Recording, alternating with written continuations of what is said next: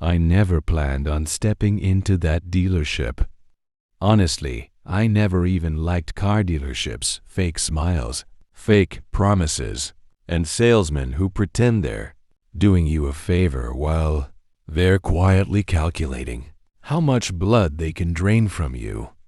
But that day, I walked in for someone who trusted me more than I trusted myself, my closest friend. A simple guy, honest, hardworking, the kind of person who still believes people won't lie if you treat them with respect. He wasn't ready for the world, not the real one. But I was, and maybe that's why life keeps throwing people like him into the paths of people like me. He had bought a car a few months back. Monthly payment manageable, at least it looked that way on paper. He thought he was getting a good deal. He thought the guy who shook his hand meant every word he said. And honestly, when he first showed me the car, he had that same smile he used to get when we were kids, when he'd save up for something small and finally get it. But smiles don't survive in the real world for long, especially when you're dealing with people who hide knives behind their clipped-on ties. A few weeks passed. Then he came to me one evening, eyes tired, voice low, hand shaking a little. "Bro, payment boat high areha high. Unhon mudge jo bola tha wo yeah nai tha." He wasn't angry, he was confused. That's what made me angry. Because confusion only comes when someone plays with your trust. Maina say papers mange. He hesitated, like he was embarrassed, as if the mistake was his, not theirs. I sat at my table, opened the folder, and the moment I saw the numbers, something inside me shifted. The kind of shift you feel just before a storm hits. They had screwed him. Badly. They inflated the interest. Added a bank fee that shouldn't exist. Hid an insurance plan he never approved. And worst of all, they increased the monthly payment and wrote a fake promise on the temporary contract just to make him sign. Fraud. Straight up fraud. And I remember sitting there, just staring at the papers, feeling this slow burn start in my chest. Because people like my friend don't deserve to get played. He works hard, pays bills on time, never cheats anyone. And in return, they saw him walk into the dealership alone, young, polite, inexperienced, and they took advantage of him. They counted on him not noticing. They counted on him staying silent.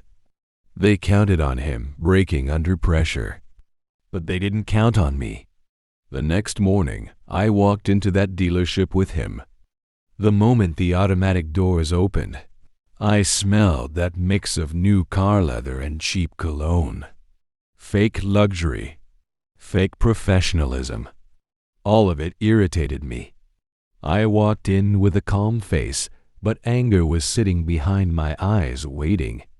The salesman recognized him and smiled, pretending to be the nicest person on earth. "Hey, buddy. Back so soon?" I looked at him straight with a cold expression. He immediately started sweating a little. Maybe he could tell I wasn't there for small talk. He tried to shake my hand, but I kept mine in my pocket. His smile twitched.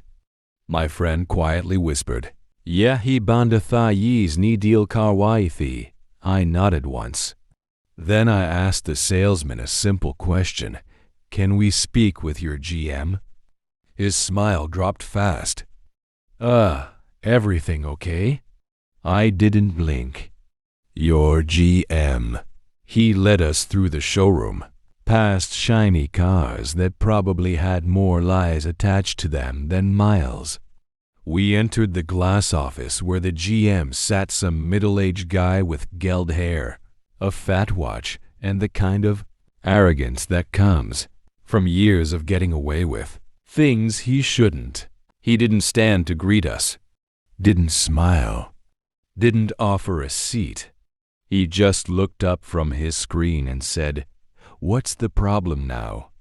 Now, the word hit me. Like we were the inconvenience. Like my friend being robbed by his staff was just another annoying chore interrupting his day. I pulled out the papers and placed them on his desk, not gently. "The problem is this," I said, keeping my voice controlled. "Calm anger is always scarier than loud anger. You guys lied. You added fees he never agreed to. You raised his payment. And you committed bank fraud on the application." He smirked. Actually smirked. "Sir, all customers say this when they can't afford their payments." My friend's face fell in embarrassment, and that was it. Something inside me locked into place. I leaned forward, stared straight into the GM's eyes, and said, "Don't ever say that again." He didn't like my tone, but I didn't care. I opened the folder and showed him the exact places where the dealership had altered numbers, where they had verbally promised one thing and written another, where they slipped in hidden charges. He pretended to look bored, but his fingers, those gave him away. They kept tapping against the table, fast, nervous. He knew. He knew exactly what they had done. And he knew I wasn't stupid. Still, he tried to act confident. "Even if something looks off, you signed it. That makes it legal." I smiled, a small, cold smile. "Then you won't mind when I send this file to the bank's fraud investigation department, and the State Motor Vehicle Commission, and the dealership group's corporate office." His tapping stopped. For the first time, he actually looked at the papers instead of faking interest. His eyes flicked through the pages, and I saw the moment he realized he was in trouble. Real, serious trouble. He closed the folder slowly. "Let me, check something in the computer." He got up, but before he could leave, I said, "And bring the old paperwork. All of it. We're not leaving until you bring it." He stopped walking, turned slowly, and his expression changed. He wasn't arrogant anymore. He wasn't dismissive. He wasn't smirking. Now he was scared, because he understood one thing. We weren't clueless customers. We weren't going to be quiet. And we weren't there to complain. We were there to dismantle the fraud he had built and take back everything he stole. That dealership had played the wrong people. And this was just the beginning. He walked out of the office, pretending he needed to check something, but I knew exactly what was happening behind that glass door. I've seen it before. That moment when a man realizes he isn't in control anymore. The way his shoulders stiffen, how his steps get faster, how he starts whispering to his staff like he's trying to put out a fire no one else can see yet. Panic has a smell, and he was already drowning in it. My friend looked at me, nervous. "Bro, lagta hai hum se zyada fight ho jayeji?" I kept my eyes fixed on the glass door and said, "Nahi, aj fight nahi hogi. Aj sak sam ega. Or unhapni harkatan ka natija maliga." Inside, I watched the GM pacing. He thought the glass was soundproof, but expressions speak louder than words. He wasn't checking the computer. He was scrambling, calling the finance guy, rummaging through drawers, arguing quietly. And each second that passed made his movements more frantic. That's when I understood something deeper. This wasn't an isolated mistake. This was a pattern. A system. A scam they'd been running on people like my friend, people who trusted too easily. 10 minutes later, he came back into the office holding a stack of papers. Not the complete file, just whatever he thought he could use to confuse us. He placed them on the desk and said, "There's a misunderstanding here." I leaned back in the chair, calm, controlled. "Good. Let's clear it." He forced a smile. "According to our system, your friend voluntarily agreed to the additional fees. Where's the signed approval?" I asked. He blinked. "The signed?"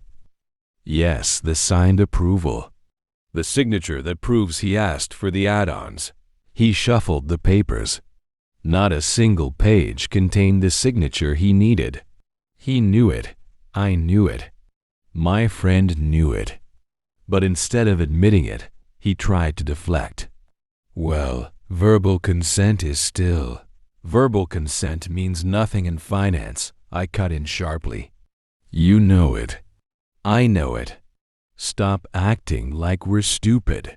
His throat bobbed as he swallowed. I opened my bag and pulled out the photos I had taken the night before. Close-up shots of the mismatched numbers, the inflated interest, the forged initials on the back page, initials my friend never wrote. I placed each photo on the table like I was laying evidence in a courtroom. He watched, silent, as the trap closed around him.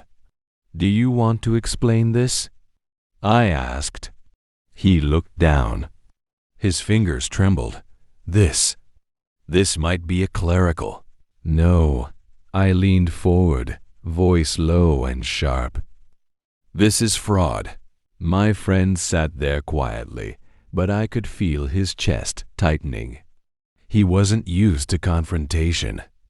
But he was watching something he had never seen before, someone fighting for him.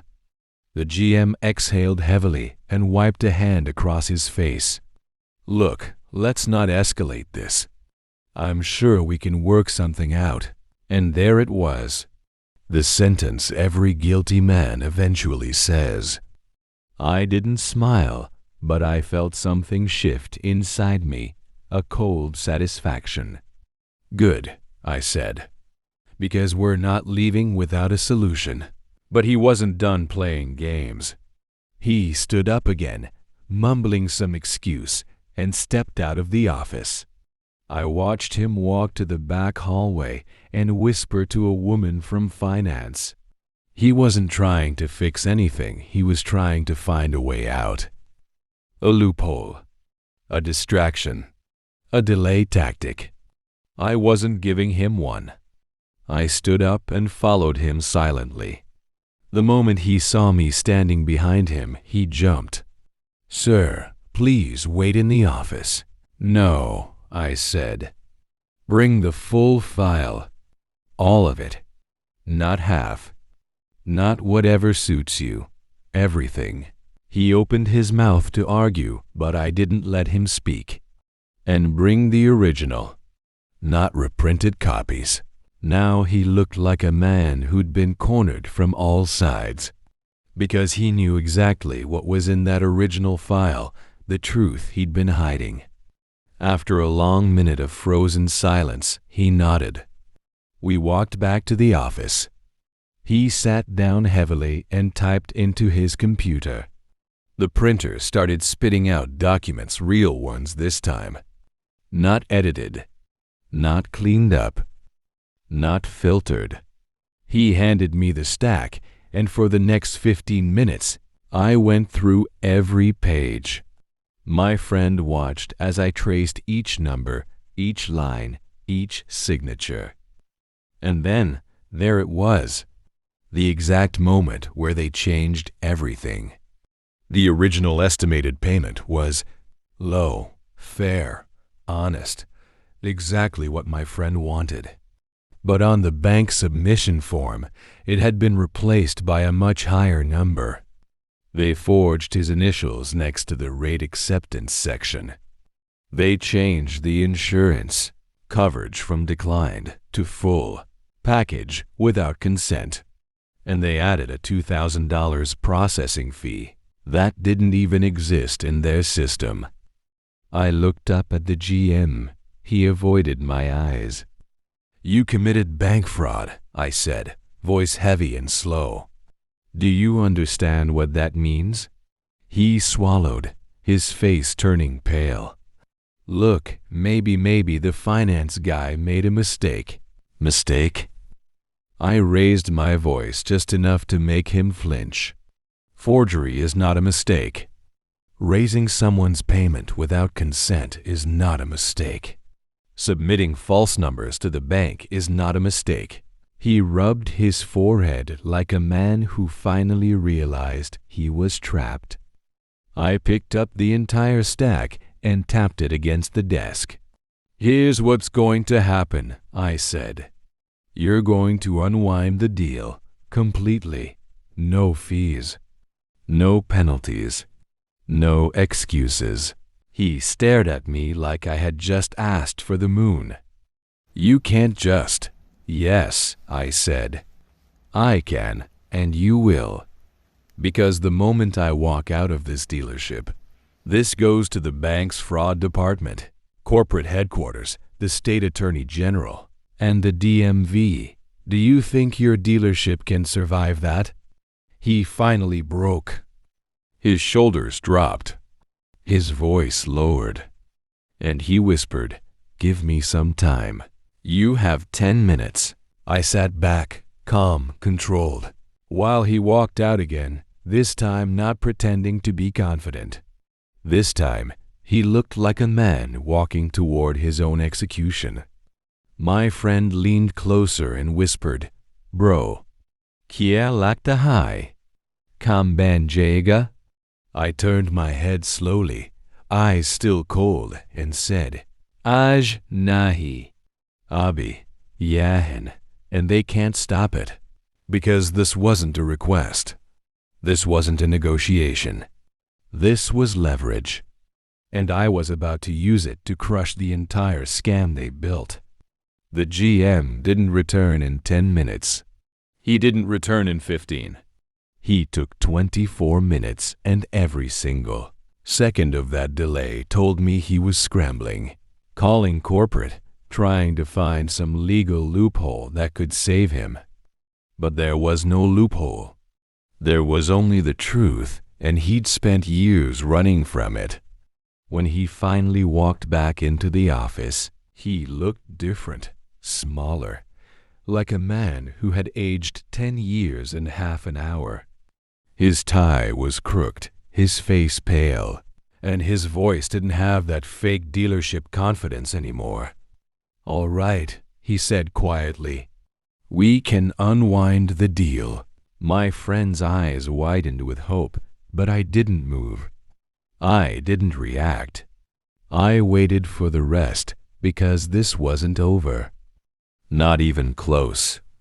The GM swallowed hard, but "There's a problem." I leaned forward. "What problem?" He hesitated. We already sold his trade-in." I stared at him, waiting for him to finish his sentence, but he didn't. He just sat there, acting like that was enough. Like selling someone's property illegally was some tiny inconvenience we'd understand and accept. I let the silence hang heavy, suffocating. Then I said, "That's not my friend's problem." He blinked. "Sir, you need to understand. The moment a vehicle is retailed, the ownership." "No." I cut him off sharply. "You don't get to hide behind dealership language today." My friend sat stiff, watching me like I was speaking a language he'd never learned. But this wasn't a language, it was a weapon. I leaned forward, voice low, controlled. "You sold his car after committing fraud. You don't get to shrug and say, 'Oops, you're going to make it right.'" He rubbed his temples. "Look, What do you expect us to do? Buy it back? We can't do that. I smirked, not because I found it funny, but because this was the moment I had been waiting for. The moment he exposed his fear. You're not buying anything, I said. You're giving my friend a replacement. His eyebrows shot up. A replacement? Yes, I said calmly. A car that is equal to or better than the one you stole from him. The GM started laughing. A desperate laugh. A man-on-the-edge laugh. That's not how this works. My tone turned colder. It is when you commit a felony. His laughter died instantly. I placed my hand on the paperwork between us, the evidence sitting like a loaded gun. You forged income. You changed payment terms. You added bogus fees. You violated state lending laws. You submitted fraudulent information to a bank. I can ruin your franchise, your dealership, and your career before you even lock this building tonight. He opened his mouth, but nothing came out. Because he finally understood, I wasn't bluffing. Now, I continued, let's solve this before we destroy you. He stared at me, throat dry, voice shaky. We have a 2007 Focus with about 10,000 more miles than his old car. I can give him that one. I didn't even blink. No, my friend whispered nervously. Bro. Maybe. No. I looked straight at the GM. You're not offering him a favor. You're fixing your crime. My friend is not leaving here with something worse. The GM's frustration cracked through his nervousness. Sir, do you understand what you're asking? That's a free car. No, I said. You already profited off his trade-in. This is not free. This is restitution. He clenched his jaw. We don't do business like this. I finally raised my voice just enough to make him flinch. You don't get to use the word business. When your entire deal was built on lies. The room went silent. My friend stared at the floor, overwhelmed. The GM stared at the paperwork like it was radioactive. And I sat there, steady as a rock, letting the pressure crush him. Then I stood up slowly. All right, I said. If this is your final offer, we'll take all this. I tapped the fraud documents, and we'll go talk to a consumer protection lawyer. Maybe the bank. Maybe the state investigator. You choose. My friend looked terrified. The GM looked like someone had punched him. No, wait. The GM blurted, standing up abruptly. Give me one more minute. Just one. He practically ran out of the room. When the door closed, my friend whispered, all this. Will it really work? I turned to him, my voice calm. This isn't magic. This is evidence. They're scared because they know they're guilty. 5 more minutes passed. Then 10. Then finally, the door opened again. The GM came in, breathing hard, holding a new folder. His voice was low, defeated. I have an '08 Civic. It has 5,000 more miles than his old car, but it's in better condition, better value, better reliability. I'll unwind the loan completely, cancel every document, and put him in the Civic for no cost. No fees, no payments, no down payment, nothing. The room went quiet. I didn't respond immediately. I let him wait. Sweat dripped down his temple. His fingers twitched. He was terrified I'd say no. Finally, I nodded once. We'll take the Civic. He exhaled like a man being released from a noose. But I wasn't finished. "And," I added, "you will put this in writing, that this car is being given as a replacement due to dealership error. I don't want anyone in your building trying to flip this narrative later." He nodded rapidly. "Yes, of course, absolutely." And I said, "We want all documents for the original deal returned to us." His eyes widened. He didn't want that. Not at all. Those papers were proof, evidence, a ticking bomb. He hesitated. I leaned back and said, "Is there a problem?" He shook his head instantly. No problem. I'll get them right now." Within 30 minutes, every document was rewritten, reprinted, and signed. My friend handed over the keys to the brand new car they had scammed him into. The GM handed us the keys to the Civic they were now essentially forced to give away for free. As we walked out of the office, the GM leaned against the doorframe, watching us leave. His face wasn't angry anymore. It was exhausted, haunted, because he knew how close he had come to losing everything.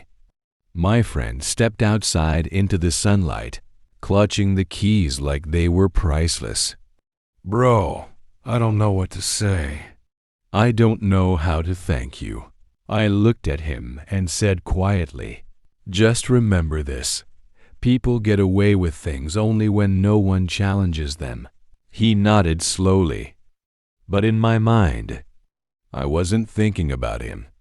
I was thinking about how many others this dealership must have scammed, how many families they'd lied to, how many people they'd cheated because they thought no one would fight back.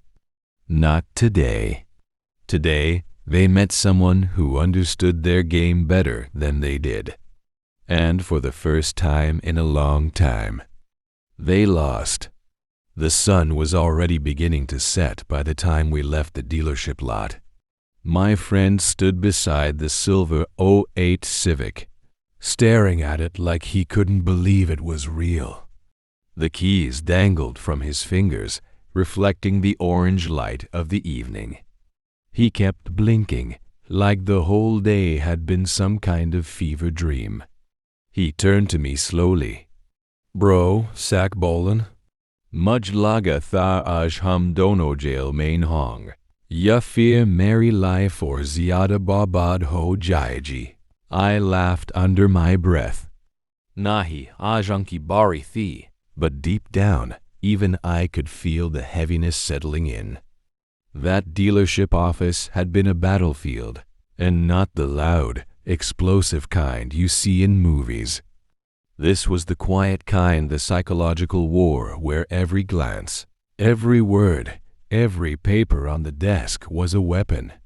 And for hours, I had kept myself ice cold, calculating, steady, because the moment I showed weakness, they would have eaten us alive. My friend unlocked the Civic and sat inside for the first time. He ran his hands over the steering wheel, the dashboard, the clean cloth interior.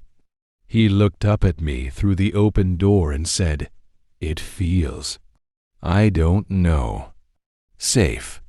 That hit me harder than I expected. Safe. That's all he wanted. Not luxury, not upgrades. Not a shiny new model, just something reliable, something honest, something the dealership tried to take away from him. He took a deep breath. "Bro, do you think they will remember all this?" I leaned against the doorframe and looked back at the dealership building. From outside, it looked normal. Clean glass, bright lights, shiny cars lined up in perfect rows. But I knew what was happening inside right now. The GM was probably pacing around, thinking about the disaster he narrowly dodged. The finance manager was probably sweating, wondering if I still planned to report anything. The sales staff was whispering to each other, speculating about whether their jobs were safe, But the biggest truth, they weren't scared of me. They were scared of their own actions finally catching up to them. They won't forget today, I said. People like them never forget the one day someone fights back. He nodded slowly, almost reverently, like he was storing the words in a place he'd keep for years. We drove back to his house in 2 separate cars. I followed him the whole way, watching his driving careful, steady, controlled, and the entire time, I thought about how close he had been to losing everything. A single signature, a single forged number, a single scammy tactic. And his entire life could have spiraled. When we reached his driveway, he got out and stood there staring at his new car again. It was almost funny. He looked like a kid seeing his first bicycle. "You saved my life today," he said quietly. I shook my head. "Nahi, tum bus help manji. Kafi log to wo be nai kart." There was silence for a moment, the kind of silence that comes after a storm passes, when the world is finally finding its breath again. But in my mind, everything from that dealership kept replaying.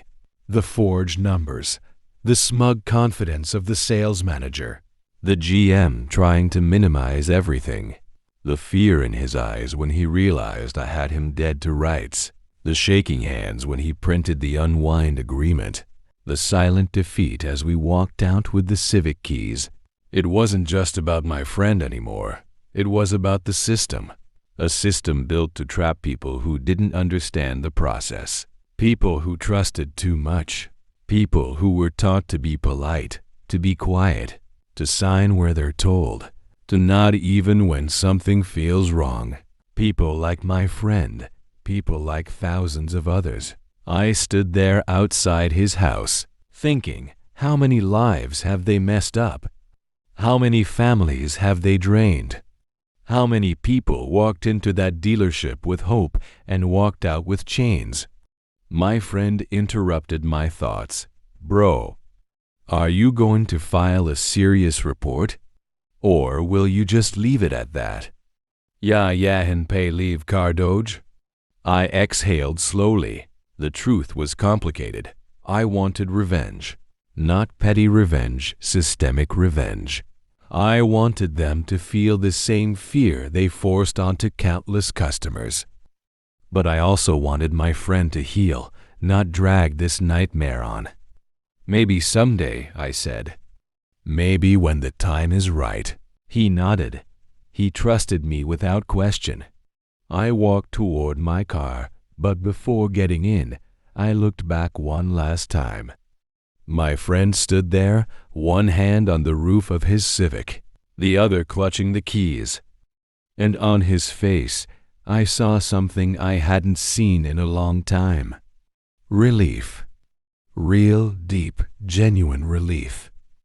A type of relief you only feel after escaping. A trap you didn't realize you were caught in. And that's when it hit me.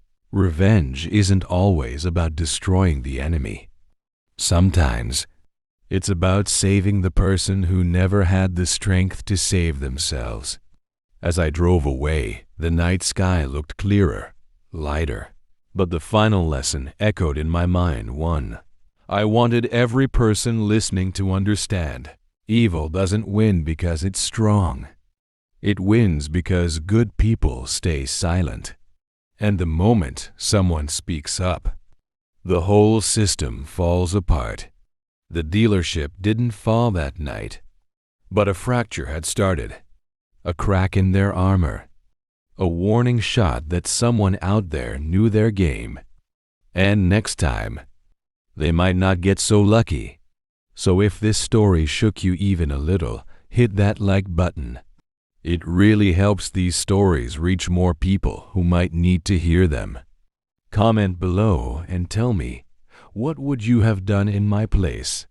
And if you want more real, raw, emotionally satisfying revenge stories, you already know what to do. Subscribe, because there are plenty more on the way.